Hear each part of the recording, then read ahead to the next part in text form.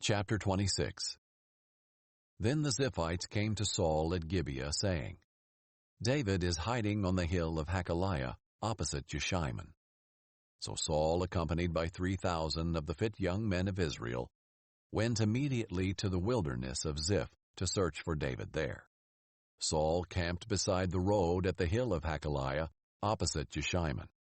David was living in the wilderness, and discovered Saul had come there after him. So David sent out spies, and knew for certain that Saul had come. Immediately David went to the place where Saul had camped.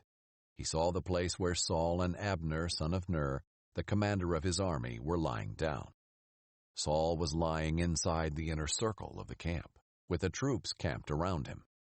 Then David asked Ahimelech the Hethite and Joab's brother Abishai, son of Zeruiah, "Who will go with me into the camp to Saul?" "I'll go with you," answered Abishai.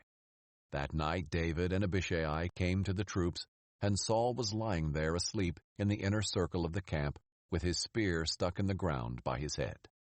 Abner and the troops were lying around him. Then Abishai said to David, "Today God has delivered your enemy to you. Let me thrust the spear through him into the ground just once. I won't have to strike him twice." But David said to Abishai, "Don't destroy him, for who can lift a hand against the Lord's anointed and be innocent?" David added, "As the Lord lives, the Lord will certainly strike him down. Either his day will come and he will die, or he will go into battle and perish. However, as the Lord is my witness, I will never lift my hand against the Lord's anointed. Instead, take the spear and the water jug by his head, and let's go."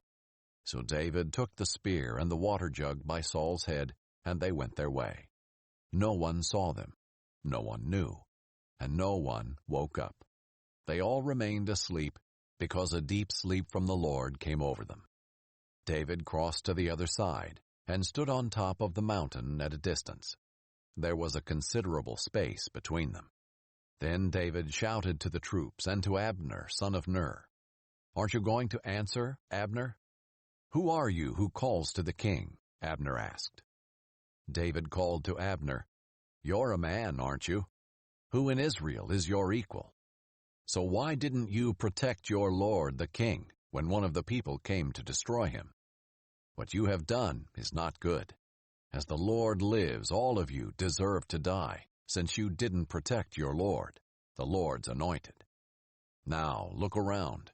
Where are the king's spear and water jug that were by his head?" Saul recognized David's voice and asked, "Is that your voice, my son David?" "It is my voice, my lord and king," David said. Then he continued, "Why is my lord pursuing his servant? What have I done? What crime have I committed? Now may the Lord the king please hear the words of his servant. If it is the Lord who has incited you against me, then may he accept an offering.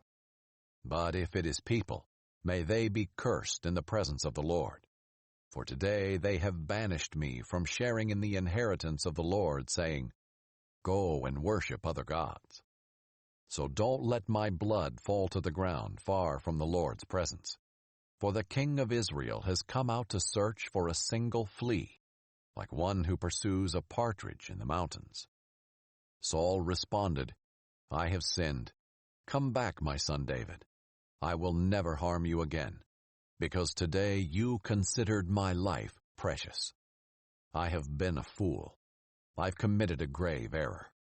David answered, "Here is the king's spear. Have one of the young men come over and get it.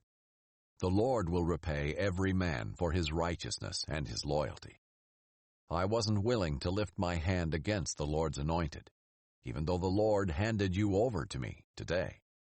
Just as I considered your life valuable today, so may the Lord consider my life valuable and rescue me from all trouble." Saul said to him, "You are blessed, my son David. You will certainly do great things and will also prevail." Then David went on his way, and Saul returned home.